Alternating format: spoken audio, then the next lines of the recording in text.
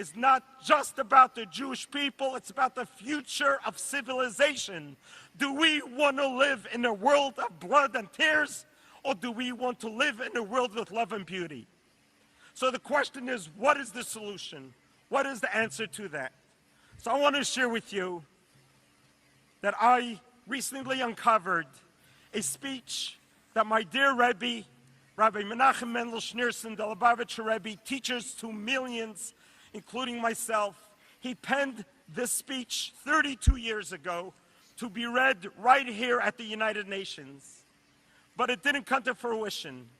I have the great opportunity, and I'm very humbled, to share with you some of the words that my dear Rebbe wrote 32 years ago that is so relevant today. And the Rebbe writes about the power of the United Nations. All of you here have been given by God an opportunity to make a difference in the world. And the Rebbe taught us something very poignant, that indeed, when the world was repopulated after the flood with Noah, God gave 7 laws called the Noahide laws. This is the bedrock of any civilization that were to exist. And the Rebbe pleaded, if only the United Nations will go back to the basics and empower their nation to adopt the 7 Noahide laws, then this world would be a very different world, and perhaps we wouldn't have lost 150 million lives that we have lost in the last 200 years. So I ask every nation that's here, everyone that's listening, consider taking the 7 Noahide laws back to the basics and apply it to real daily life, and we will see a world difference.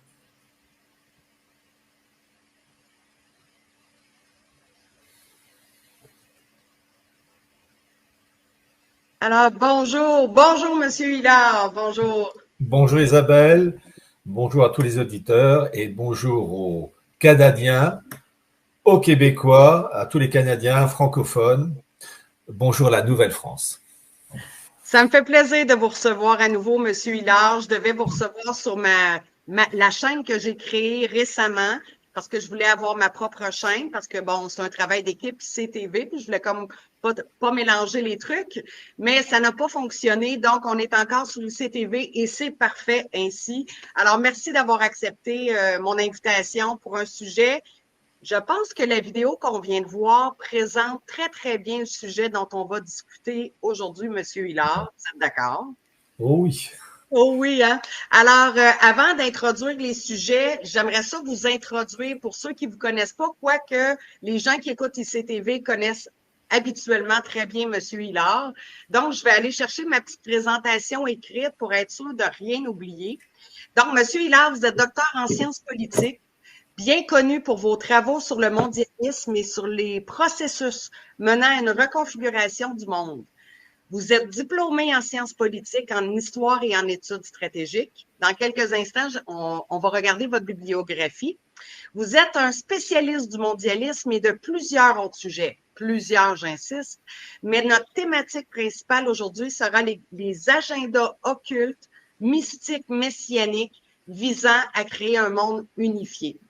Dans notre entretien précédent, que vous pouvez écouter sur la présente chaîne, donc vous pouvez la regarder dans l'onglet en direct, vous annoncez un effondrement systémique programmé, téléguidé et imminent.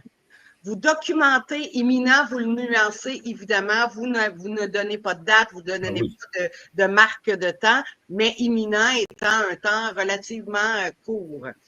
Vous documentez le fait que la reconfiguration du monde qui s'opère, entre autres, par la décomposition et la destruction des nations, doit résulter à un nouvel ordre mondial, un nouvel âge d'or.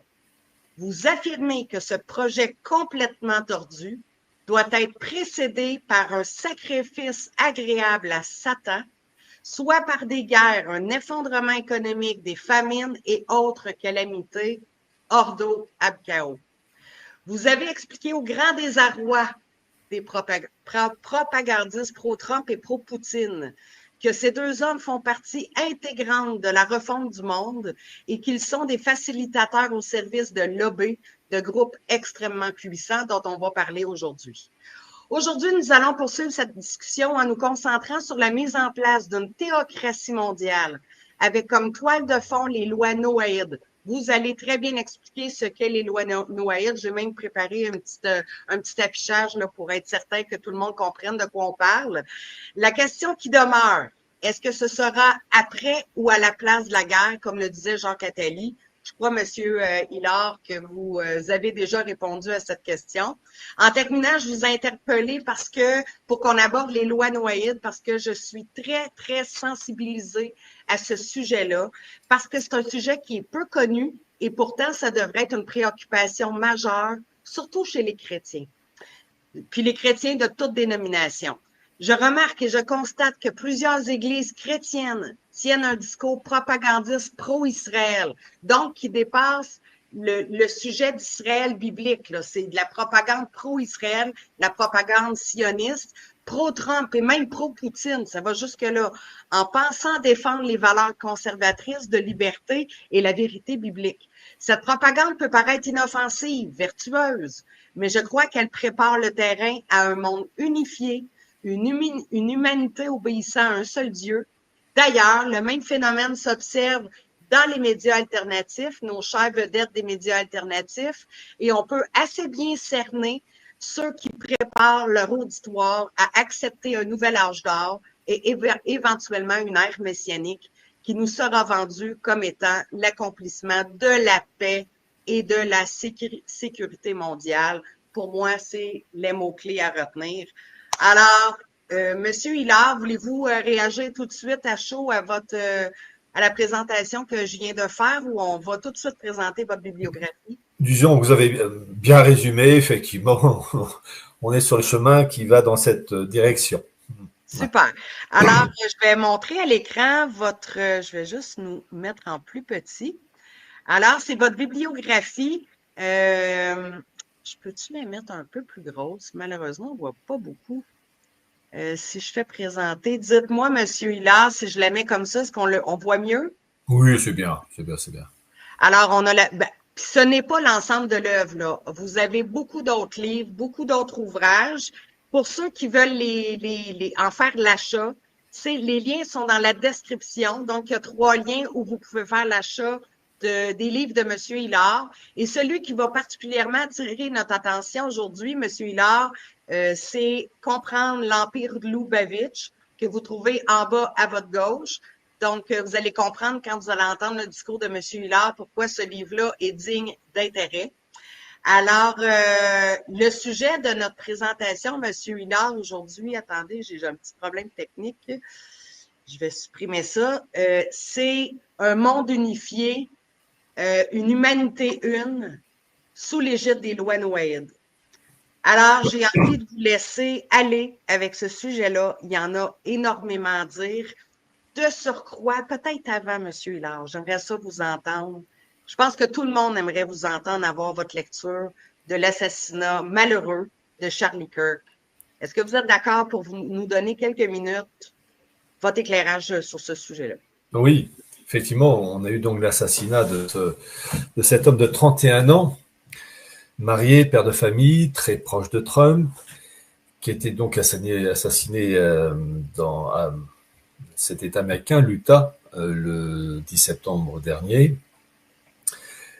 C'est un homme qui avait une très très grande influence et des millions de personnes à le suivre, son compte X en particulier, et il dénonçait avec raison tous les dérives, style wokisme, LGBT, vraiment avec bon sens même. Et il y avait une caractéristique en particulier, c'est il était proche d'Israël, soutenant Israël, et depuis quelques temps, quelques mois, enfin le curseur n'est pas facile à mettre, mais depuis quelques temps, Charlie Kirk commençait à se poser des questions sur, entre autres, le rôle d'Israël avec Benjamin Netanyahu dans la politique américaine, et a trouvé que effectivement les États-Unis étaient un peu trop liés, un peu trop soumis à la politique israélienne, mais c'est un constat que on a pu relever en particulier chez d'autres influenceurs, et non des moindres, comme par exemple Tucker Carlson, qui a dit la même chose il y a quelques mois de ça. Il y a ce fameux entretien avec ce représentant politique américain, Ted Cruz, où en gros lui demande en quoi pourquoi les États-Unis devraient à ce point suivre la politique israélienne, et la réaction, les propos tenus par ce Ted Cruz, c'est dire en gros, c'est dans la Bible. Et Tucker Carlson qui dit, trouvez-moi le passage où c'est écrit noir sur blanc, et évidemment Ted Cruz était bien en peine de le dire. Donc en fait, des personnes comme Tucker Carlson, il y a aussi Candace Owens, a souligné une forme d'inféodation de la part de la politique américaine, de démocrates comme républicains, à la politique israélienne, phénomène qui avait été déjà dénoncé. On peut peut-être vraiment le citer, ce fameux ouvrage sorti au début des années 2000 de deux universitaires américains, un livre que j'ai lu avec beaucoup d'intérêt, John Mearsheimer et Stephen Walt, le lobby pro-israélien et politique étrangère américaine. Et ces deux auteurs, ces deux universitaires, montrent la soumission absolument anormale des intérêts américains, politiques, économiques, à l'État d'Israël, entre autres le rôle de l'EPAC. Et concernant Charlie Kirk, ce dernier, ces derniers temps, commençait à émettre des doutes et à souligner des caractères, des choses anormales, que les intérêts américains n'étaient pas toujours conciliables avec les intérêts de l'État israélien. Et puis aussi l'affaire Epstein, Epstein, qui est en fait un agent du Mossad et qui a permis de compromettre des hommes politiques américains, mais pas qu'américains. Et en particulier, on peut se dire que certains pays européens sont touchés, ne serait-ce que par exemple le prince Andrew, le fils de la défunte reine Elisabeth II. Donc, et puis sûrement des dirigeants français aussi qui sont touchés dans cette affaire. Et là aussi, Charlie Kirk soulignait qu'il y avait une ingérence via l'affaire Epstein du Mossad et donc des moyens de pression sur des hommes politiques américains. Et donc, il commençait à pointer du doigt et à trouver ça désagréable. Et puis, le troisième point aussi qu'on peut évoquer, c'est le fait que Charlie Kirk condamnait tout ce qui est transidentité. En fait, on n'est pas homme, on n'est pas femme, on le devient. Je suis femme, je me sens homme, je suis homme, je me sens femme. Enfin, des trucs complètement délirants. Et tout ce qui est wokisme, ces trucs déréglés. Et donc, tout ça, il commençait à tenir donc des propos n'allant pas dans le sens voulu par certains. Par conséquent, il déplaisait. Alors, il faut être toujours très prudent parce que dans ces histoires, l'homme qui a assassiné Charlie Kirk vient d'être arrêté. Vous savez, c'est un peu comme l'affaire Kennedy avec Lee Harvey Oswald. Est-ce que c'est le véritable tireur? Si c'est le tireur, si c'est vraiment lui qui l'a téléguidé, parce que ces choses-là, ça se prépare longtemps à l'avance. Pour rentrer dans une université où Charlie Kirk donc tenait des discours, on n'y rentre pas comme ça. Il y a des protections, on vérifie si vous n'avez pas des objets métalliques dans les poches, et a fortiori des armes. Voilà, donc il y a sûrement une enquête qui est en cours, mais une enquête, est-ce qu'elle dira tout? Ça, c'est moins sûr. Donc il y a une prudence à avoir. Alors, il y a des informations qui sont sorties récemment, qu'il faut citer, rapporter, tout en restant très prudent. Parce que, vous savez, c'est terrible, c'est que ces informations peuvent être vraies, peuvent être fausses, ou il y a un mélange de vrai et de faux. Il est rapporté que il y a un avion, un jet privé, qui a décollé quelques minutes après l'attentat contre Charlie Kirk, et un avion qui se trouvait dans un aéroport à côté de l'université. Je crois que c'est l'aéroport de Provo, je ne suis plus sûr de son nom, et que la personne, ce serait, paraît-il, je dis ça avec toujours prudence, c'est ce qui est dit. Je dis toujours vrai, faux, en partie vrai, en partie faux, mais je rapporte. Rapporter ne veut pas dire adhérer. Il est dit que cette personne, enfin ce jet privé est lié à un organisme, enfin bref, la personne en question s'appellerait Derek Porter Maxfield et qu'il serait, vous voyez, je dis pas il est, je dis serait, selon certains, en lien avec les Lubavitch de l'Utah. Bon. Vrai, pas vrai. Disons que je rapporte, je reste prudent parce que la désinformation, le mensonge, et puis tout ça mélangé avec des informations justes, ça peut vous créer un mélange, une nourriture informe. Bref, je rapporte, il va falloir voir plus loin, mais vous savez, dans ces histoires-là, rien n'est à rejeter. Tout doit être étudié, après on fait le tri et des informations apparemment justes, fausses, enfin bref. Bon, en tout cas, une chose est sûre, la disparition, l'assassinat de cet homme a eu un impact immense en raison de son poids, de ses liens avec Trump depuis des années. Trump doit en partie son élection à cet homme-là, puisque Charlie Kirk a su emmener le monde étudiant, enfin une partie du monde étudiant en faveur de Trump. Donc effectivement, c'est un personnage essentiel de la politique américaine. Et vu les tensions vives au sein de l'État américain, vous avez des oppositions de plus en plus violentes entre États démocrates, style la Californie, et puis États républicains, style Texas, il y a des risques de guerre civile. Ça bouillonne, les tensions sont de plus en plus grandes. Et en fait, ne jamais oublier que le mondialisme ne peut progresser que dans le chaos. Et donc, il faut s'attendre, tôt ou tard, à quel rythme, ça je ne saurais le dire, à des événements, pourquoi pas des attentats sous faux drapeau, aux États-Unis comme en Europe d'ailleurs, ou au Canada, par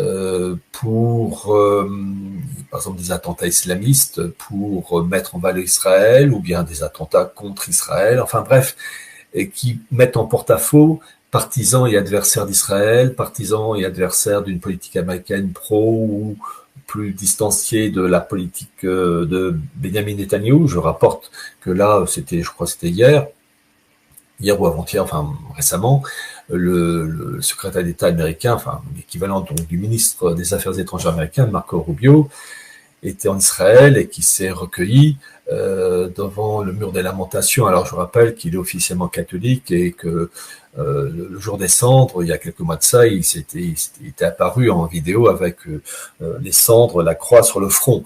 Et ensuite, il va se recueillir sur le mur des lamentations, hier ou avant-hier, donc chose absolument incompatible, puisque quand on est catholique comme Marco Rubio, le mosaïsme a été parachevé par le Christ, et le nouveau judaïsme, qui est le Talmud, est absolument incompatible avec quelqu'un qui professe la foi catholique, mais au niveau de l'État américain, les États, enfin des personnages comme Marco Rubio, il y a un œcuménisme, ou en tout cas un catholicisme judaïsé, pour reprendre une expression du rabbin Elie Ben Amozeg, cela s'appelle le catholicisme d'Israël. Ah, je vous entends pas. Ouais, c'est bon. C'est parce que je l'enlève toujours. Au cas où que mon chien fait ouf ouf. En fait, ça m'amène à penser que toute cette mobilisation de l'attention quasi au niveau mondial, on va dire dans les pays occidentaux, tout ce qui entoure les événements de Charlie Kirk, là, on va avoir les obsèques qui vont prendre énormément de temps d'antenne, hein, puis de discussion. Puis pendant ce temps, que se passe-t-il? Tu sais, c'est la question qu'on doit aussi se poser. C'est très malheureux ce qui s'est passé avec cet assassinat. Puis comme vous l'avez dit, je suis entièrement d'accord avec vous. Moi, je pense que c'est un point tournant, turning point. Hein, ça fait, je pense que l'appellation de son organisation. Oui, turning point. Moi, je pense qu'on vient d'arriver à un point tournant. Ah oui, ouais, c'est une étape. C'est quasiment inarrêtable. Tu sais, je vais voir X là, depuis 2-3 jours, là. Les appels à la violence, les appels à la haine, mais même du côté de la droite et des chrétiens, puis je dis pas que les chrétiens sont pacifiques par définition, OK? On est d'accord là-dessus. Sinon, c'est de très mal comprendre le message du Christ. Cependant, j'ai assisté, entre autres, à Londres, à un discours d'un promoteur il appelle la foule à se radicaliser et il déclare que nous sommes en guerre contre les démocrates, contre les woke, contre la gauche. Et on entend la foule qui scande Christ is King, le Christ est roi. Fait que là, il y a un mélange de chrétiens, de patriotisme, de conservatisme, et j'ai l'impression que c'est une armée qui est en train de se lever, et je pense que c'est extrêmement dangereux ce à quoi on assiste, là. Personnellement, je pense que c'est une vague qui est inarrêtable, et j'espère que les gens vont être capables de faire preuve de discernement puis de tempérer l'émotivité. Mais c'est extrêmement fragile en ce moment, le tissu social, là. Oui, et puis surtout, je pense que chez certaines élites, il y a une volonté de mettre de l'huile sur le feu, que donc déjà, l'assassinat de Charlie Kirk est un tournant, ça c'est sûr et certain, et qu'il faut battre le blanc en neige pour faire monter tout ça, la tension. Et il y aura sûrement d'autres événements en cours. Je vous dis, il y a le mondialisme ne peut progresser que par le chaos. C'est sa nature. Et il faut, dans le cas des États-Unis, des événements de grande envergure pour, en fait, pour passer d'un monde ancien à un monde nouveau. En fait, s'il faut penser à une pièce de monnaie, vous avez l'avers et l'envers d'une pièce de monnaie. Vous avez le monde russe, enfin soviétique plus exactement, qui s'est cassé la figure en 1989-90, enfin la fin de l'Union soviétique, c'est décembre 1991, et il faut le même processus côté atlantique, occidental, et les États-Unis en étant le pilier, pour créer ce magma, ces convulsions messianiques, pour représenter. Convulsion messianique, c'est une expression sabbatéenne, sabbat issu du messianiste donc du XVIIe siècle, donc créer le chaos, l'ordo ab chaos, principe maçonnique par excellence. Il y a une chose que je tiens à signaler tout de suite, parce que je risque peut-être de l'oublier. Je citais l'Union soviétique, qui donc s'est cassé la figure officiellement en décembre 1991.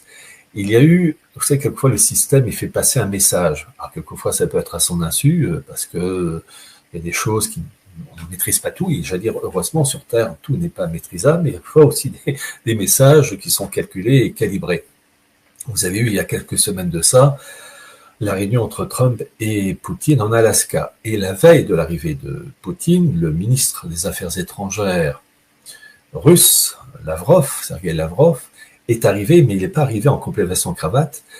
Il est arrivé avec une sorte de t-shirt, avec une sorte de doudoune, et on voyait au milieu partie des lettres CCC et P qui était caché par le rebord de la doudoune, donc, et ce sont les sigles pour URSS. Et quelques jours plus tard, il accordait un entretien à une journaliste russe où il considérait que c'était normal de porter ça en raison du passé historique de la Russie. Bon, alors ça, c'est un message. Parce qu'effectivement, l'Union soviétique, l'histoire de l'Union soviétique, les 70 années de l'Union soviétique, un peu plus même, ça correspond effectivement à l'histoire de la Russie. Donc, il faut en parler. Mais le fait de parler, de mettre ce genre de signe sur son vêtement, sur la poitrine, c'est un message adressé à une partie de l'État profond russe qui est resté fidèle au principe de l'Union soviétique. Il ne faut jamais oublier qu'il n'y a pas eu de Nuremberg du communisme, comme il y a eu un Nuremberg du nazisme. Je rappelle quand même le côté quand même scandaleux de porter ce t-shirt, parce que l'Union soviétique, avec son régime communiste, est responsable de plusieurs dizaines de millions de morts. Et donc porter un vêtement exaltant l'Union soviétique, le CCCP, c'est quand même une insulte à ces dizaines de millions de morts. Et il a pourtant porté ça. Je rappelle que le portail d'entrée du ministère des Affaires étrangères russe, il y a des écussons sur ce portail d'entrée, et ces écussons sont frappés de la faucille du marteau, c'est-à-dire l'emblème de l'Union soviétique. C'est quand même le reflet d'une idéologie perverse, le communisme, intrinsèquement pervers. L'expression n'est pas de moi, du pape Pie XI. Et donc, c'est pas pour dire qu'en face, les Américains sont des gentils. Les États-Unis ont été en guerre, ils ont génocidé déjà les Indiens. Combien de guerres commises par les États-Unis? Mais c'est pas parce que, les États-Unis ont commis des crimes qu'il faut oublier ceux qui ont été faits par l'Union soviétique. Et c'est quand même révélateur que ce Lavrov ait porté ce vêtement. Et je vous dis, en même temps, c'est un signe pour l'État profond russe, ou en tout cas une partie de l'État profond russe, et des fidèles de ce système qui, en fait, les dirigeants de l'Union soviétique sont restés en place. Ils ont muté. Écoutez, Monsieur Hillard, est-ce que vous êtes prêt pour que j'affiche à l'écran les lois noaïdes et on va Oui. On va commencer par la genèse pour les gens qui ne connaissent pas. Donc, moi, je vais les afficher à l'écran. Déjà, les gens vont pouvoir les lire et peut-être introduire un peu l'ABC ou en tout cas la genèse des lois noaïdes, l'historique. Je vous laisse aller là-dessus. Je les affiche dans quelques secondes.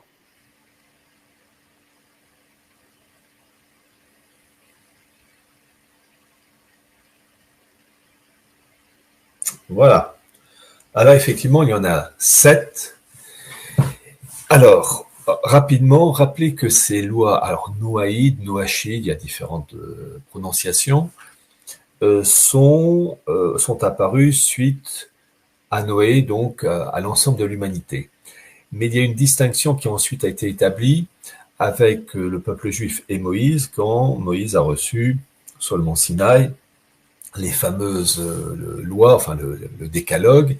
Et donc, en fait, vous avez deux types de lois. Le décalogue, donc attribué à Moïse par Dieu au mont Sinaï, donc uniquement pour le peuple juif, et d'autres lois, ce sont les lois noaïdes ou noachides, pour le reste de l'humanité, c'est-à-dire noir, blanc, asiatique, enfin, tout le genre humain. Alors, déjà, le noachisme, ce n'est pas une religion, parce que qui dit religion dit sacrifice.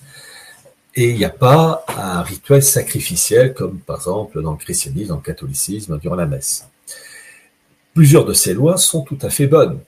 En effet, quand on a par exemple interdiction du meurtre ou interdiction du vol, eh bien ce sont des choses tout à fait bonnes. Interdiction de l'immoralité sexuelle, c'est tout à fait bon parce que c'est contraire au wokisme, au LGBT, etc.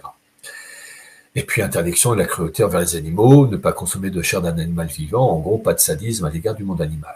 Et donc ce sont des choses tout à fait justes et à promouvoir. Mais c'est souvent, comme on dit, l'arbre qui cache la forêt, parce que ces lois sont, en fait, pour certaines d'entre elles, foncièrement antichrétiennes et ont pour objectif de détruire ce qu'on appelle la révélation. Pourquoi ?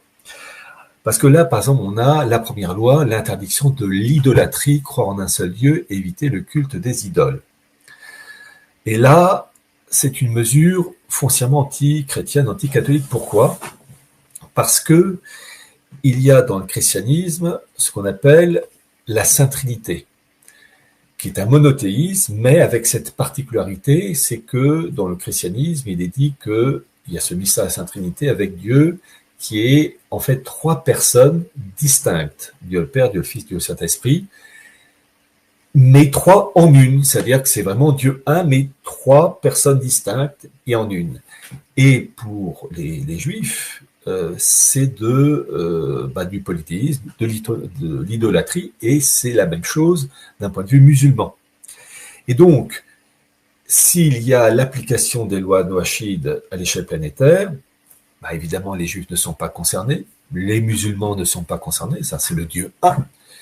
Mais dans le cas du catholicisme, on doit procéder à une refonte complète pour abolir le principe de la Sainte Trinité, et donc indirectement détruire le catholicisme. À cela s'ajoute le fait que dans le judaïsme rabbinique, le Christ n'est pas considéré comme le Fils de Dieu incarné, c'est-à-dire dans la Bible hébraïque, il est annoncé via les prophètes, Jérémie, Zacharie, Ézéchiel, Michée, etc., qu'il y aurait l'arrivée du Messie, du Fils de Dieu incarné. Et pour les catholiques, les chrétiens, donc il est arrivé, le Christ, et ce Christ clôt ce mosaïsme, mosaïsme, annoncé donc par ces différents prophètes. Et donc, ce mosaïsme est clos et parachevé avec la création de l'Église, qui est l'Israël spirituel s'adressant à l'ensemble de l'humanité, peu importe sa couleur de peau. Et pour les élites rabbiniques, depuis 2000 ans, c'est une aberration et même une chose absolument scandaleuse, puisqu'ils considèrent que ce Jésus prétendu fils de Dieu, bien, ils le refusent absolument comme un imposteur. Et dans le Talmud, qui est le code civil religieux des Juifs élaboré entre, en gros, 100 et 550, en gros, après Jésus-Christ, eh bien, dans le Talmud de Babylone et le Talmud de Jérusalem, dans le Talmud, le Christ est puni, il est châtié dans des excréments bouillants. Donc, pour vous dire que les lois noachides sont une condamnation de la divinité du Christ. Et dans cette histoire, les Juifs y trouvent leur compte, mais les musulmans aussi, puisque dans l'islam, Jésus n'est pas le fils d'Allah incarné en chair et en os. C'est ce qu'on appelle l'union hypostatique, vrai homme et vrai Dieu. Pour les musulmans, Jésus est un homme de grande qualité, de grande valeur, un prophète, mais en aucun cas le fils de Dieu incarné, le fils d'Allah incarné. Donc en fait, le noachisme est encore dirigé contre le christianisme et ne concerne pas l'islam, le judaïsme et aussi le bouddhisme, etc., l'hindouisme, parce que dans cette histoire, dans ces religions ou philosophies, il n'y a pas l'existence d'un Dieu incarné en chair en os, et avec aussi, et ça c'est un point très important aussi à évoquer dans les lois noachides, il n'y a pas l'existence du péché originel. Si le Christ est venu, c'était pour réparer la faute du péché originel, chose qui n'existe pas dans le judaïsme talmudique ou qui n'existe pas dans l'islam et dans les autres religions ou philosophies. Donc en fait, les lois noachides sont foncièrement dirigées contre le catholicisme, et puis s'ajoute à cela au fait aussi le rejet du sacerdoce, parce que dans le catholicisme, le prêtre est ce qu'on appelle le transparent du Christ, et évidemment, le sacerdoce doit disparaître. Un sacerdoce qui n'existe pas dans l'islam, qui n'existe pas dans d'autres religions, et donc le prêtre rappelle normalement le sacrifice de la croix, et la messe c'est le sacrifice non sanglant de la croix. Et donc ça c'est une chose, le sacerdoce doit être aboli dans le cas du noachisme. Et il suffit de lire d'ailleurs les travaux du rabbin Eli Ben Amozeg, son fameux livre Israël et l'humanité. Je m'en suis servi entre autres pour mon livre Atlas mondialiste, qui explique qu'il faut mettre en place, je sais son expression que j'ai donnée tout à l'heure, un catholicisme d'Israël, c'est-à-dire un catholicisme débarrassé de ses caractéristiques, c'est-à-dire la Sainte Trinité en moins, la divinité du Christ en moins, un simple homme, prophète de valeur, mais un homme, et sacerdoce en moins. Et il y a un autre élément que j'ai cité, c'est le point numéro 6, qui est l'interdiction de la cruauté envers les animaux. Effectivement, donc il est ajouté ne pas consommer de la chair d'un animal vivant. Et donc, effectivement, c'est une chose tout à fait juste. On n'a pas à tuer un animal alors qu'il et à manger sa chair alors qu'il est encore vivant. C'est du sadisme. Et cette chose juste, en fait, cache autre chose. Et en fait, c'est une attaque contre le catholicisme. Pourquoi? Alors, compte tenu que je m'adresse à un public divers, ce que je vous dis là, je ne fais que rapporter le mode d'emploi. Après, on l'approuve, on désapprouve, on aime, on n'aime pas, mais je veux dire par là que voilà ce que les partisans du noachisme veulent obtenir. C'est que, voyez-vous, dans le catholicisme, quand le prêtre prononce les paroles de la consécration, le pain devient réellement le corps du Christ, ça s'appelle la transsubstantiation. Nos sens ne nous permettent pas de le voir, mais c'est réellement le corps du Christ, le corps glorieux du Christ, le corps sanglant mais glorieux. Et puis le vin est réellement le sang. Et en fait, et ils le disent, les partisans du noachisme, ils disent, si on ne doit pas manger de la chair d'un animal vivant, a fortiori, quand il s'agit de ce maudit catholicisme, il ne faut pas manger cette prétendue hostie qui représente là la chair non pas d'un animal, mais d'un Dieu vivant incarné en homme. Voilà, donc en fait, le noachisme, c'est aussi une condamnation du sacrifice de la messe et une attaque directe contre le catholicisme, chose qui ne concerne pas évidemment le judaïsme rabbinique, ne concerne pas l'islam, ne concerne pas le bouddhisme, ne concerne pas le shintoïsme, etc. Et les choses vont très loin, puisque, comme indiqué au point 7, il y a l'établissement de tribunaux, c'est-à-dire qu'il faut un cadre juridique et des personnes pour vérifier et surveiller les personnes qui respectent les lois de Noachide, parce qu'il est bien précisé que si ils arrivent à établir cette fameuse gouvernance mondiale et les lois de Noaïd, les 7 lois gérant la population mondiale non juive, eh bien, il ne faudra pas désobéir à une de ces 7 lois. Et les Lubavitch, et c'est ce que je raconte en particulier dans mon livre, donc Comprendre l'Empire Lubavitch, disponible uniquement sur Book Édition, il est bien précisé que toute violation d'une de ces 7 lois est condamnée par la peine de mort, plus précisément par la décapitation. Donc pour vous dire que c'est un sujet qui leur tient à cœur, mais bien. Voilà Isabelle, pour le moment. Alors,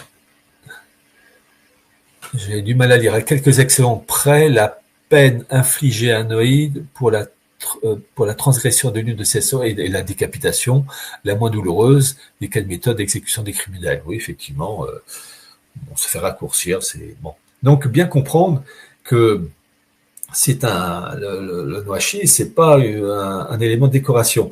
Et comme je l'ai raconté dans mon livre, Comprendre l'Empire Lubavitch, ce sont des lois qui sont promues, entre autres par les Lubavitch, et qui ont été reconnues par l'appareil politique américain, qui sont républicains comme démocrates, et pareil pour le monde russe, en sachant que Vladimir Poutine est en fait travaille avec les Lubavitch.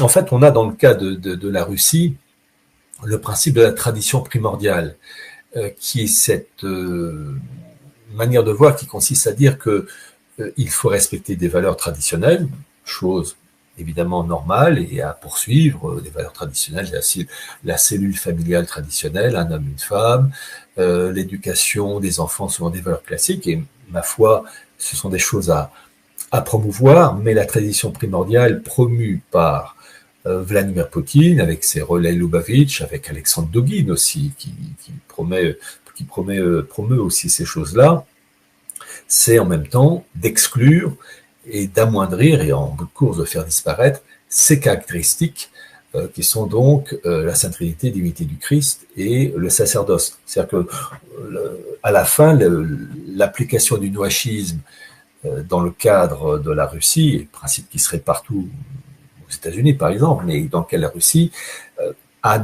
conduira tôt ou tard à une extinction du christianisme.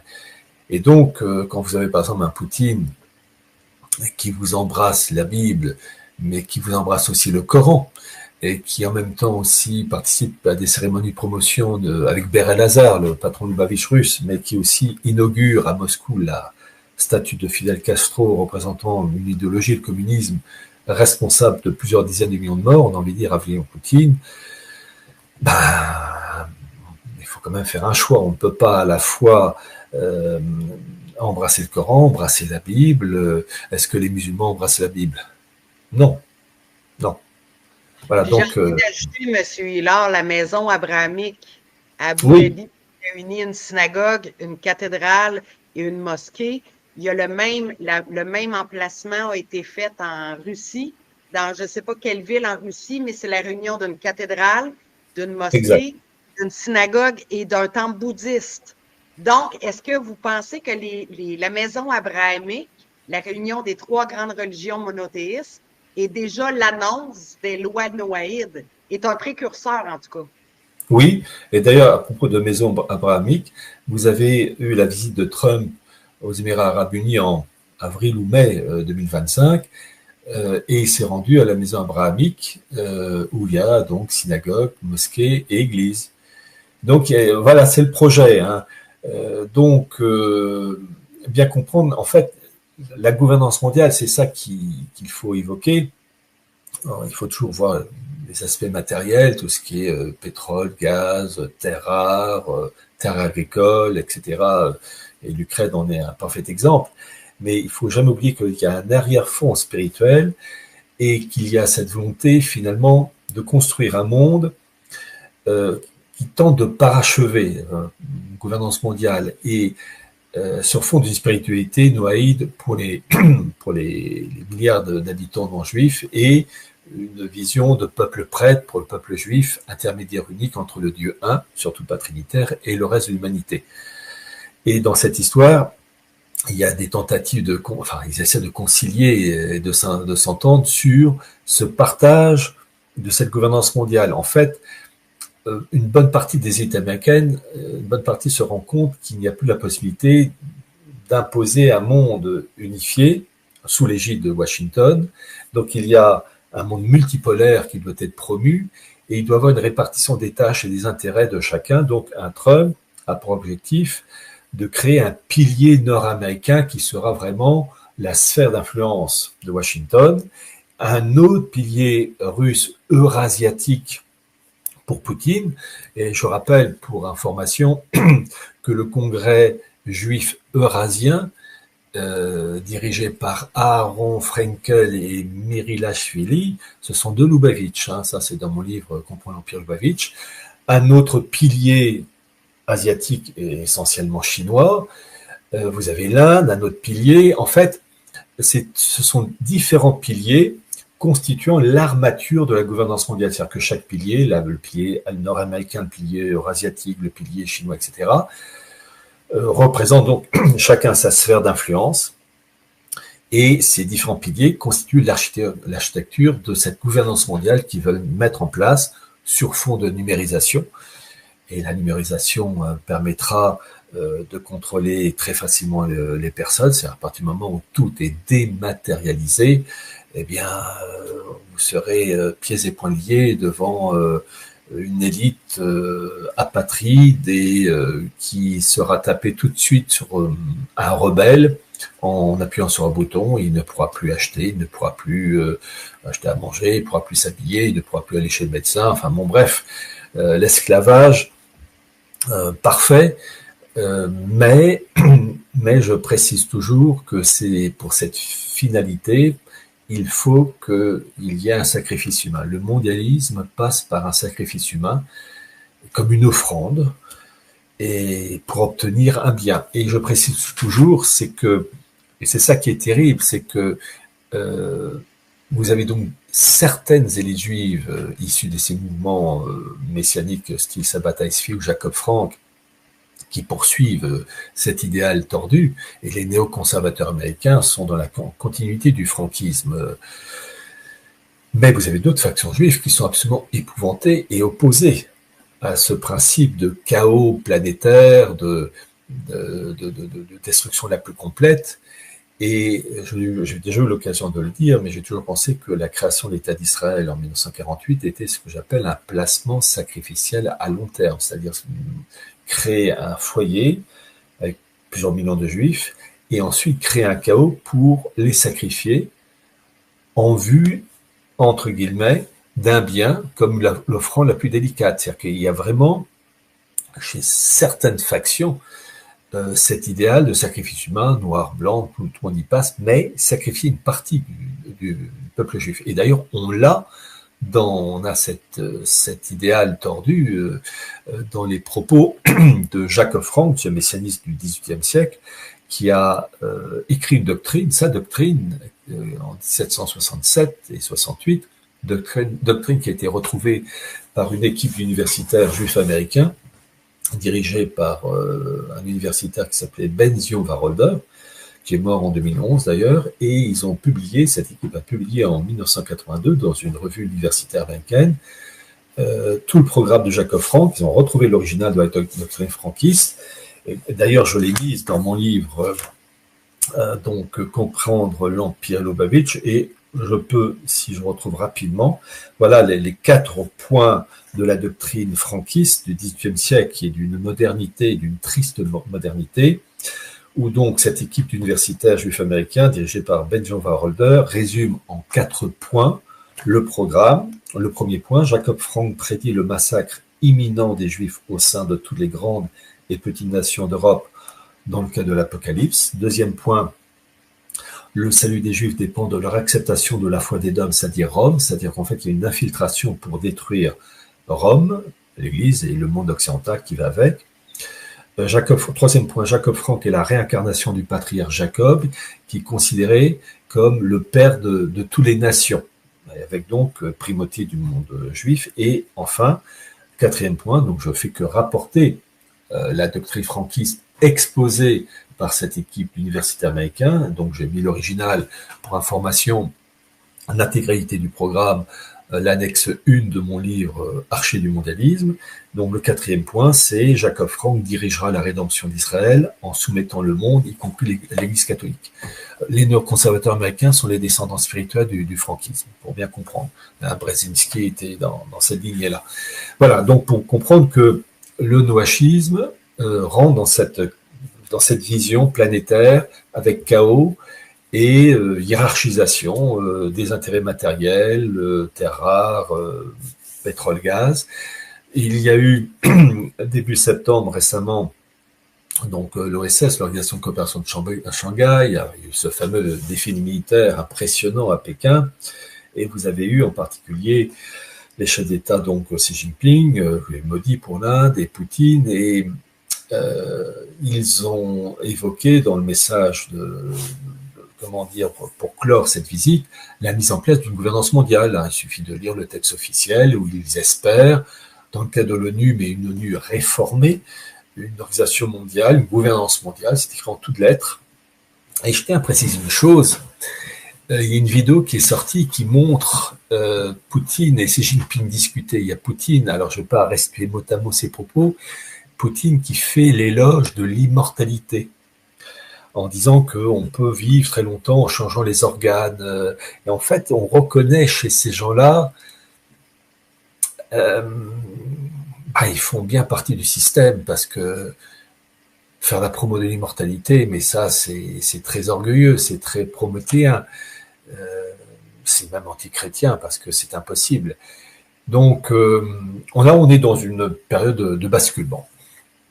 En fait, c'est quoi la motivation derrière les lois noaïdes et l'ère messianique? Les gens qui adoptent cette philosophie, ben c'est plus qu'une philosophie, là, c'est une croyance mystique, là, croyance occulte. C'est quoi leur motivation? C'est quoi qu'est-ce qui les propulse dans cette croyance-là? Est-ce que vous pouvez je pense que ça croise le transhumanisme, là, mais ça va beaucoup plus loin que ça. Alors, en fait, il y a deux choses. L'élément premier, c'est de la part de certaines des élites rabbiniques de détruire le message du Christ. Ce qu'on appelle la révélation et le dépôt de la foi clos avec Saint Jean, l'apôtre, le disciple que Jésus aimait, qui est mort très âgé, vers 100, 101, je précise après Jésus-Christ. Et donc l'objectif, c'est de détruire la révélation, de détruire l'Église. D'ailleurs, les propos que j'ai cités, rapportés de Jacob Frank vont dans cette direction, de détruire en fait aussi les États s'inspirant du catholicisme et de revenir à la situation du vrai Messie, selon eux, qui doit arriver au service de la seule gloire matérielle et charnelle d'Israël, dominant l'ensemble des nations avec le noachisme, régissant ces nations. Et pour cela, il faut donc procéder à un chaos, et en particulier un chaos permettant d'éliminer ce qu'ils appellent les kélipotes. La kélipa, les kélipotes, la cosse, la coquille, littéralement, mais en fait ce sont les souillures.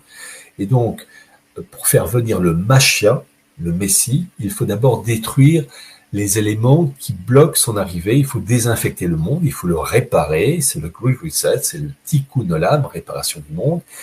Donc, il faut détruire les caractéristiques qui empêchent, selon eux, la venue du Machia, et donc le dépôt de la foi.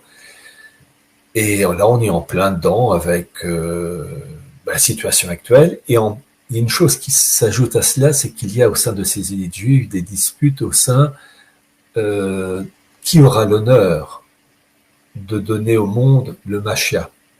Et donc, il y a actuellement une bagarre entre la maison mère Lubavitch de New York, qui a arrêté de financer les Lubavitch russes pro-Poutine depuis février 2022, information qui avait été délivrée dans le journal Haaretz. Il y a des bagarres parce que, outre des oppositions d'ordre purement financière, terrestre, terres rares et énergie, en particulier en Ukraine, il y a des clans juifs qui se disputent donc l'honneur d'apporter le Mashiach. Et il y a donc une faction juive Lubavitch qui estime qu'elle est seule capable d'apporter ce Mashiach libérateur, tandis qu'il y a d'autres factions qui estiment que c'est pas au clan juif russe, Lubavitch, mais par exemple à la communauté juive Lubavitch nord-américaine. Il y a des bagarres d'ordre spirituel, d'ordre matériel, enfin tout ça, ça va ensemble. Et nous,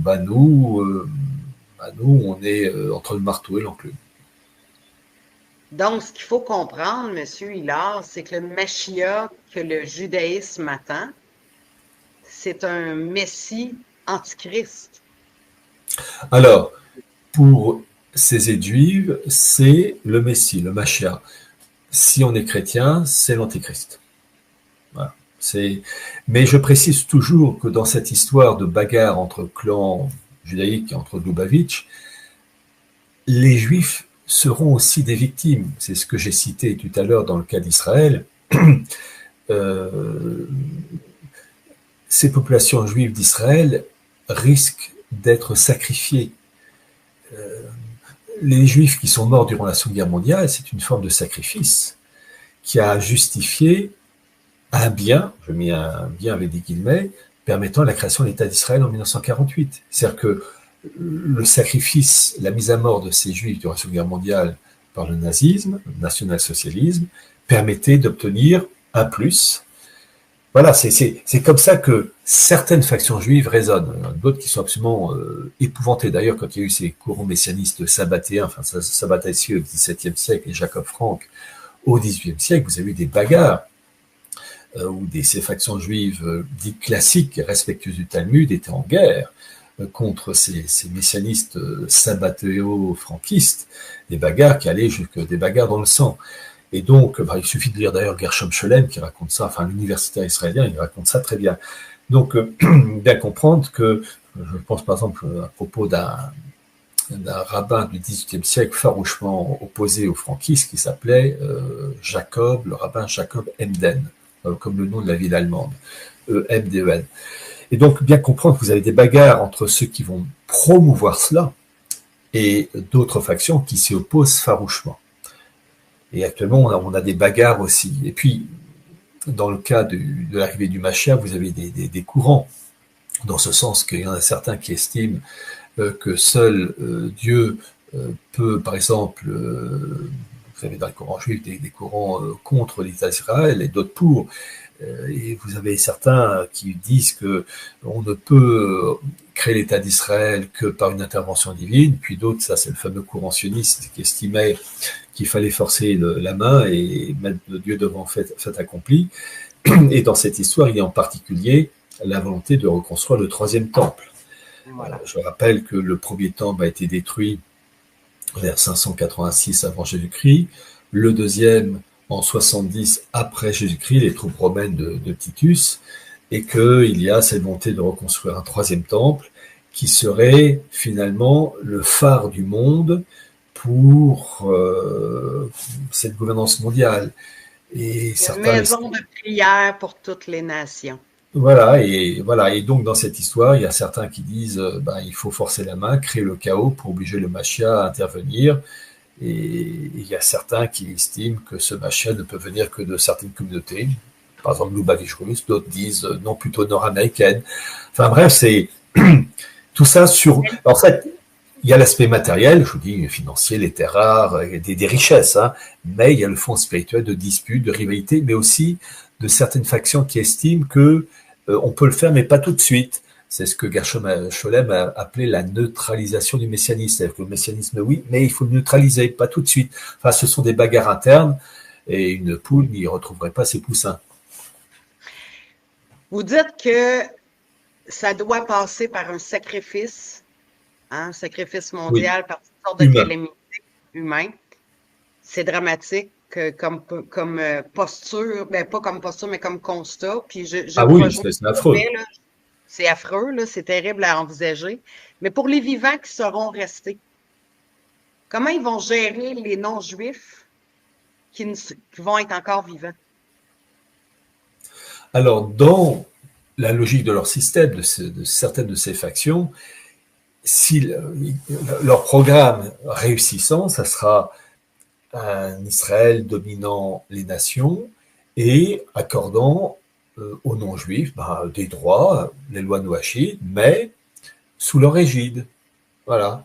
Et il y aura à obéir à ces lois noachides, comme je l'ai précisé tout à l'heure, dans le cas d'une réussite complète de leur projet, les non-juifs, les goïms, désobéissant à une de ces lois, sera puni de mort par décapitation. Donc, ça sera moins structuré. C'est intéressant quand on lit, par exemple, les écrits des Lubavitch, ils disent bien, et vous allez voir, c'est logique, que au fur et à mesure qu'on se rapproche de l'arrivée du Mashiach, les lois démocratiques, elles sautent. C'est-à-dire qu'il y a de moins en moins de démocratie, il y a une autorité qui peu à peu va prendre le dessus, c'est l'autorité du Mashiach et de ses représentants. Alors, je tiens à préciser une chose, c'est que, à titre personnel, je n'ai jamais cru en la démocratie dans ce sens que le vrai pouvoir est aux mains des financiers. Et ça, depuis des générations et des générations. Déjà, vous aviez des groupes financiers au temps d'Henri VIII, XVIe siècle. Henri VIII était financé par un groupe, une famille juive qui avait fait fortune dans le poivre, qui s'appelait la famille Mendes. Et donc ce phénomène n'a fait que prendre de l'ampleur. Et finalement,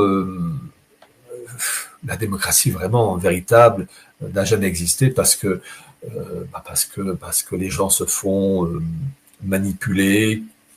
On vote finalement que pour des gens qui ont été autorisés à se présenter sur la scène politique. Vous pensez bien que ce soit en France, au Canada, aux États-Unis, etc., n'arrivent au sommet que ceux qui ont montré patte blanche, ce qui n'empêche pas des rivalités au sein non pas de l'État profond, mais des États profonds, parce qu'il y a des États profonds.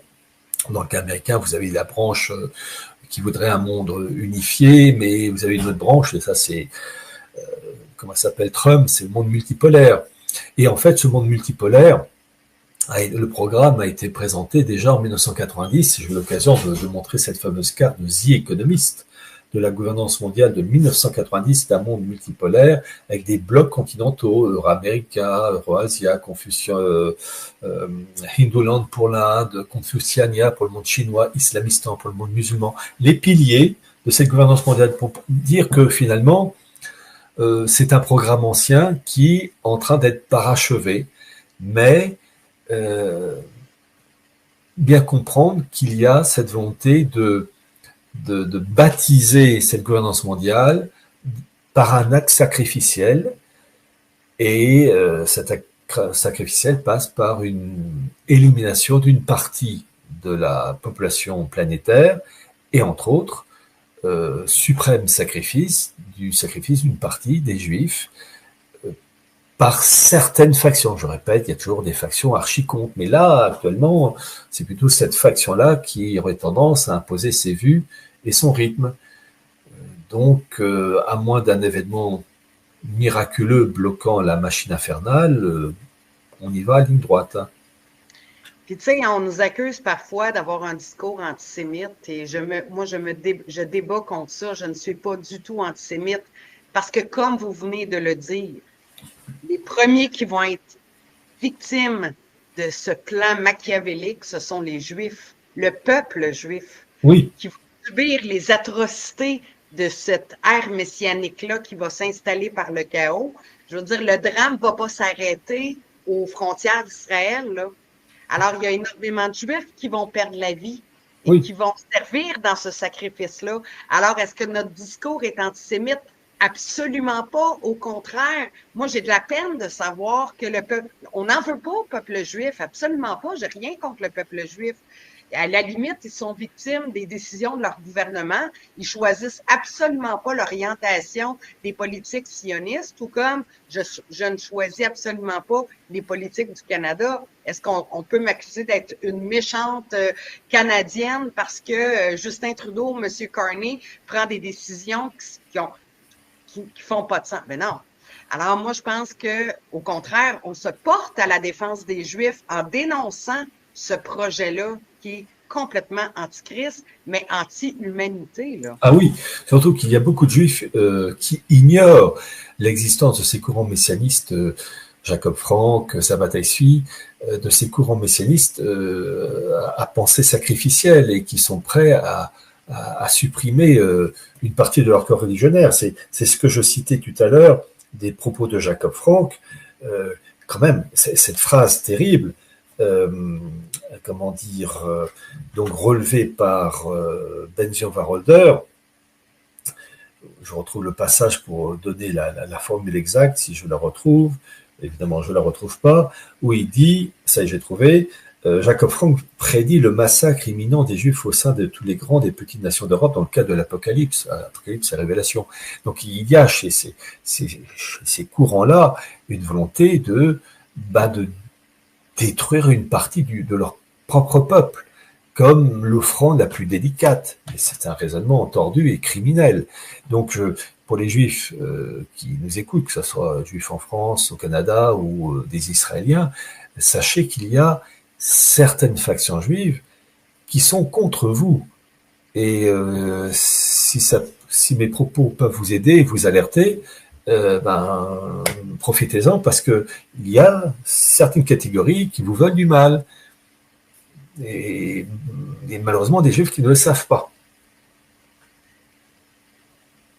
Est-ce que vous pouvez nous parler de l'état d'avancement des lois noaïdes aux États-Unis, dans les pays occidentaux? Même on a vu en entrée de jeu aux Nations Unies un rabbin qui exhorte les Nations Unies de mettre en place les 7 lois noaïdes pour amener un monde de paix et de sécurité. C'est exactement ce qu'il dit. Donc déjà en 2019, l'annonce a été faite officiellement aux Nations Unies. Je sais qu'il y a la Journée internationale de l'éducation aux États-Unis qui rend honneur au Rabbi Schneerson, le Rabbi de Lubavitch.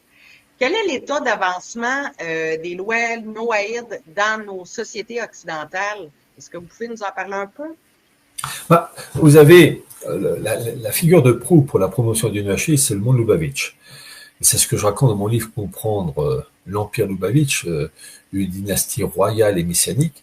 C'est que l'appareil politique américain, républicain comme démocrate, ils ont signé plein de lois pour cette fameuse Education Day et promotion du noachisme comme socle de la société américaine. Et c'est un principe qu'on voit pareil dans le cadre russe. Et un élément révélateur, lorsqu'il y a les fameuses, menorahs, enfin ces candélabres en forme d'Y, donc avec des angles, menorahs, candélabres allumés par les Lubavitch à la fin de l'année, vous avez ça partout dans le monde. C'est ça qui est frappant, c'est que c'est pour célébrer Hanouka, cette fameuse cérémonie juive qui rappelle l'histoire des Maccabées qui avaient pu allumer une petite fiole dans le temple récupéré et qui a duré très longtemps alors que normalement elle aurait dû durer que quelques heures. Et donc bien comprendre qu'il y a, c'est ça qui est frappant, en tout cas par exemple dans le cas de la France, vous avez eu à la fin de l'année 2024, mais c'était pareil dans les années précédentes, en France au mois de décembre 2024, dans tous les arrondissements de la ville de Paris, des cérémonies pour allumer ces fameux candélabres, donc qui va de pair avec le noachisme. Et c'est un phénomène qui est pareil aux États-Unis, puisque les présidents des États-Unis font cela. Le premier président américain à avoir allumé ces fameux candélabres menorahs donc dans les jardins de la Maison Blanche, c'est le président Carter. Et depuis cette époque, donc depuis les années 70, tous les présidents américains font la chose. Et vous avez pareil dans le cas, russe, où vous avez Vladimir Poutine, qui, alors j'ai la photo, si je retrouve la photo, Vous avez Poutine qui allume, voilà, c'est l'annexe 10, le titre Vladimir Poutine allume la menorah en présence du grand rabbin de Russie Lubavitch Berel Lazar. Et voilà, c'est cette photo-là. Et d'ailleurs, l'autre photo, vous avez Poutine qui embrasse le Coran. Voilà. Mais voilà, donc, vous voyez. Et le premier à l'avoir fait côté américain, j'en profite puisque j'ai la photo, c'est car une autre photo aussi où Poutine reçoit la menorah avec Benyamin Netanyahou, le rabbin Berel Lazar, mais aussi Lev Leviev, qui est un personnage très important du Jewish Business Club russe en lien avec les Lubavitch. C'est, hop là, voilà, vous avez donc Poutine avec la menorah Lubavitch, donc en forme du Y, c'est-à-dire avec des angles, et en bas, la cérémonie qui se poursuit avec Netanyahou et Poutine. Voilà. Et le premier Américain à l'avoir fait, président américain, c'est Jimmy Carter en 1979 dans les jardins de la Maison Blanche. Voilà. Vous voyez, donc, pardon. Voilà. Pour vous dire comme le monde occidental est je ne vais pas dire verrouillé, mais très lié à ce milieu-là. Écoutez, j'aimerais peut-être une dernière question. Puis je vous l'ai posée lors de notre dernier entretien. Vous allez probablement me répondre de façon très similaire. Mais quand on apprend et quand on comprend, parce que c'est pas juste c'est des faits documentaires. Je voulais vous montrer l'Académie Noaïd. Ah oui, oui, exact. C'est ça. Qui est révélatrice aussi. La mission de la Noaïd Académie d'Israël est d'enseigner. Attends, je vais aller sur mon autre page parce que là, j'ai un petit truc qui bloque la vue. La mission de la Noaïd Académie est d'enseigner et de guider les non-juifs dans l'étude et l'application du code Noaïd dans leur vie quotidienne, en combinant les valeurs de la Torah, des connaissances académiques et une expérience professionnelle pour obtenir d'excellents résultats éducatifs. Elle vise à promouvoir des familles, des communautés, des sociétés hautement fonctionnelles, à relever les grands défis sociaux mondiaux et à perfectionner le monde en soulignant que chaque être humain a l'obligation sacrée de vivre et de promouvoir une vie morale basée sur les 7 commandements universels Noaïd. C'est accordé à l'impératif, n'est-ce pas? L'Académie aspire à un accès universel à la connaissance de la Torah, à l'autonomisation personnelle et à la stabilisation sociale dans les années à venir. Elle promeut également une nouvelle ère pour l'humanité au-delà des religions, en favorisant l'unité par la connaissance, la confiance et la foi en un Dieu unique via son code de vie originel dans le but d'atteindre la paix et la sécurité où la liberté individuelle s'aligne avec la société au niveau national et international. C'est assez éloquent comme définition, n'est-ce pas? Ah oui. C'est planétaire. C'est planétaire. C'est planétaire. Mais ça passe, il y a un sacrifice humain qui va de pair avec ça. Et je vous dis, sauf un miracle qui arrête qui est en mesure d'arrêter cette machine infernale, s'il n'y a pas ça, on y va droit.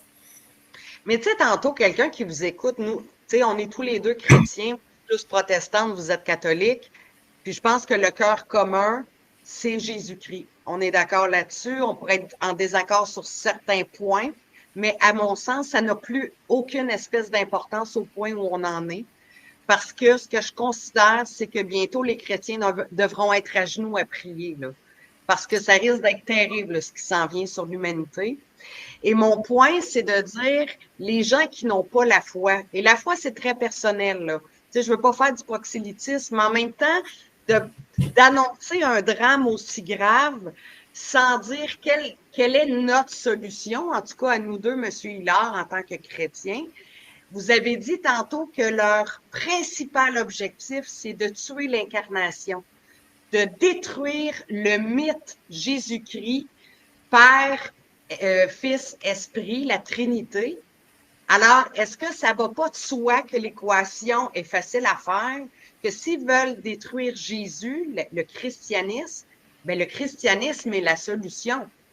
Est-ce que mon raisonnement vous convient? Alors, ils disent, et je pense aux propos, aux écrits du rabbin Elie Ben Amozeg, ils disent pas détruire Jésus. Ils veulent le maintenir, mais Okay. comme ils disent, pas comme le Fils de Dieu incarné, mais comme un simple prophète appelé à une auguste mission religieuse. C'est-à-dire que il gomme la partie divine. C'est-à-dire que dans le christianisme, le Christ est à la fois vrai homme et vrai Dieu. Et ça, ils veulent enlever la partie divine, dire que c'est un homme, bon, qui a joué un rôle important, comme Napoléon Bonaparte ou Tamerlan, mais en aucun cas comme le Fils de Dieu incarné. Et donc, en fait, bien comprendre que le noachisme, c'est une arme de guerre contre le christianisme. Ça, il n'y a pas photo. Et que, comme je l'ai précisé tout à l'heure, s'ils arrivent à aller jusqu'au bout de leur projet, toute désobéissance à une des 7 lois du noachisme, c'est la peine de mort. Ben, C'est par décapitation. J'ai mis le document dans le livre, avec la référence, ça va de soi. Est-ce que vous pensez que ça pourrait aller jusqu'à, puis je pense que vous y avez répondu, là, que ça peut aller jusqu'à un contrat où on doit s'engager à respecter par écrit les 7 lois. Puis d'ailleurs, je vous ai envoyé par courriel le contrat des noyés. J'ai vu, effectivement. Ouais. Ben, ça sera ça, et ça sera leur style à eux, l'acte de baptême d'une certaine manière. Oui, et ça sera même vraiment imposé de manière nette, précise, carrée. Voilà le programme. Je les ai traduits en français, donc la traduction, c'est un logiciel automatisé, là. Oui. Et vous avez des contrats pour les noachides, là. Pour les oui, j'avais vu ça, effectivement.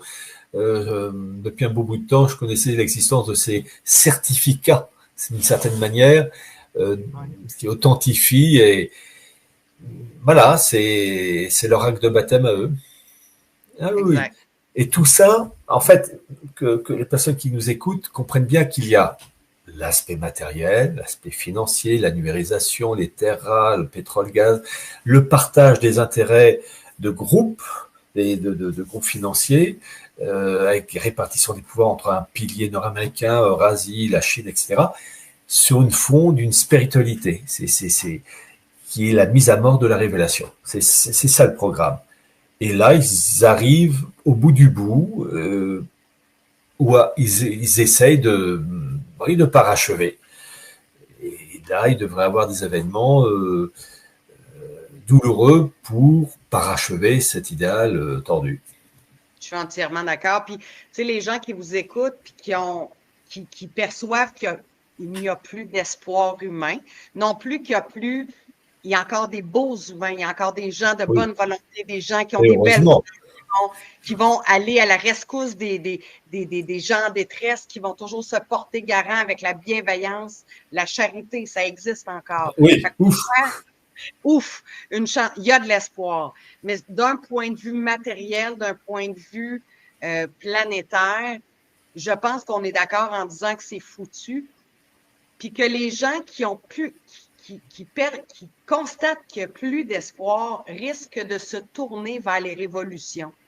Et je pense que c'est là, moi, je pense personnellement que c'est un très grand piège parce que les révolutions qui s'en viennent vont instrumentaliser le désespoir, la détresse humaine, vont exploiter toute l'émotivité derrière l'assassinat de Charlie Kirk. Nous sommes en guerre, on doit aller se battre pour défendre nos valeurs, pour défendre nos croyances. Et moi, j'ai envie de vous mettre en garde, puis je le fais depuis des années.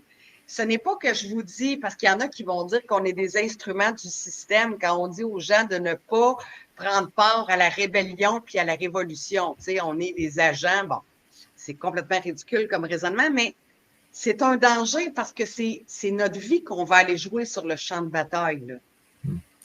Il est possible que si on va à la révolution, qu'on ne revienne pas pour nos enfants le soir, là.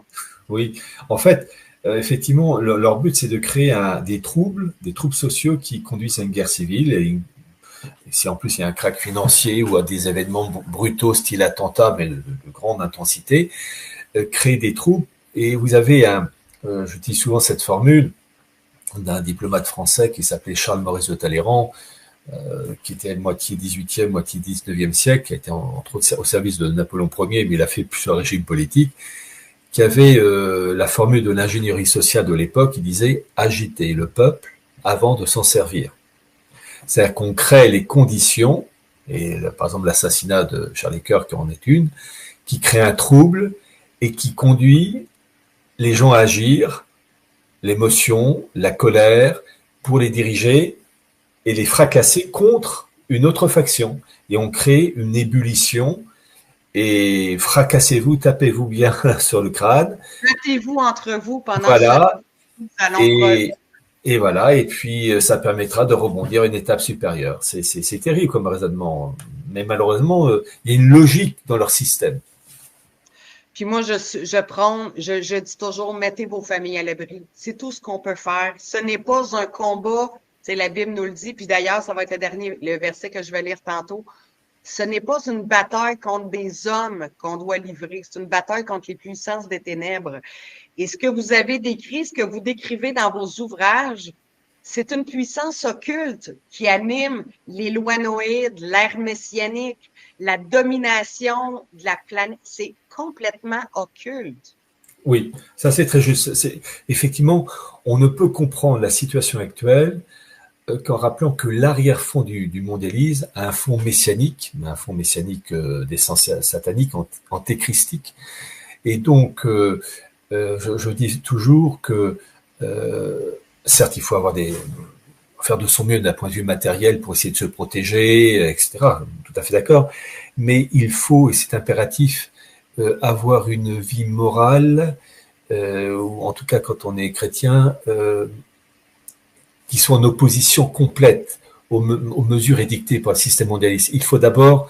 il y a une formule, je ne sais plus qui a dit ça, avant de réformer les autres, il faut d'abord se réformer soi.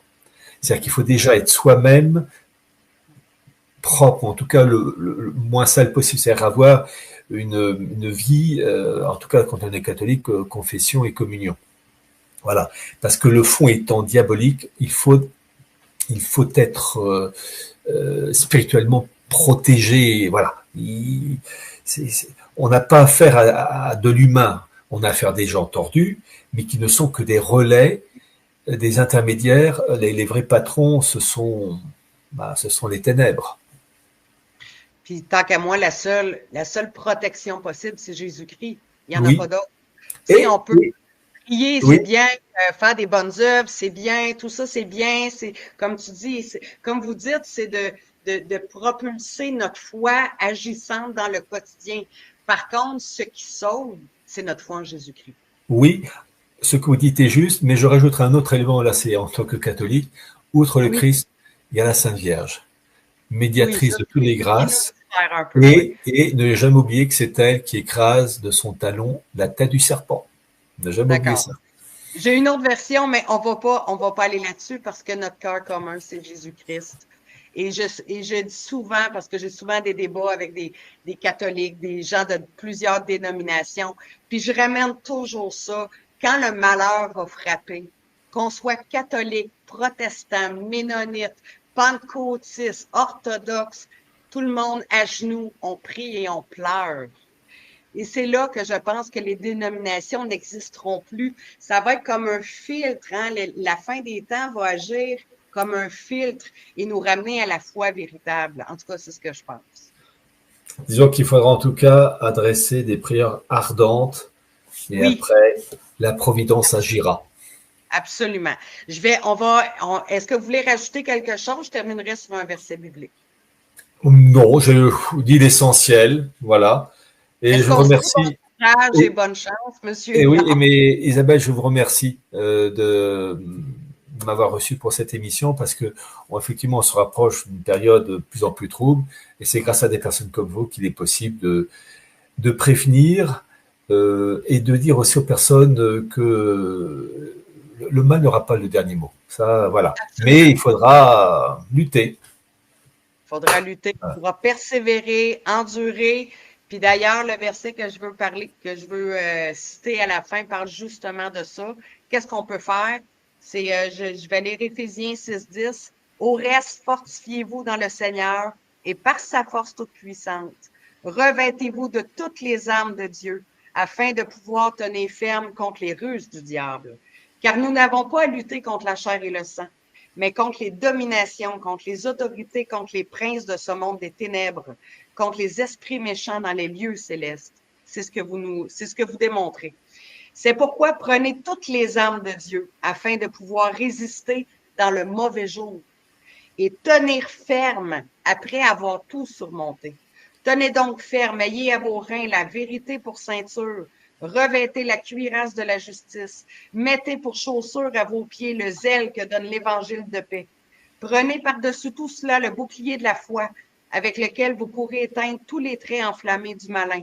Prenez aussi le casque du salut et l'épée de l'esprit qui est la parole de Dieu. Faites en tout temps par l'esprit toutes sortes de prières et de supplications. Veillez à cela avec une entière persévérance et priez pour tous les saints. Amen. Oui. Et si on peut avoir un petit verre de whisky en plus, j'ai rien contre. Moi, je suis là, j'aimerais tellement aller en France prendre un bon whisky avec vous. Oui, un whisky ou un bon vin. Le whisky, voilà. On peut lutter, mais avec un petit soutien physique, vous savez, une bonne gnôle. Exactement. On n'est pas dépressif, on est des gens profondément joyeux. On aime la vie. Alors, on vous invite à rester joyeux, à prier sans cesse. Il y a des jours mauvais devant nous, mais c'est rien que toutes ces choses-là ont été annoncées. Moi, je pense qu'il faut se préparer à persévérer, à endurer et à être bienveillant avec les gens autour de nous. Alors voilà, je vous salue. Merci, M. Hillard. Merci infiniment, merci Isabelle. Et je salue tous les auditeurs et je salue la Nouvelle-France. Bye bye tout le monde. Au revoir. Merci encore, bye.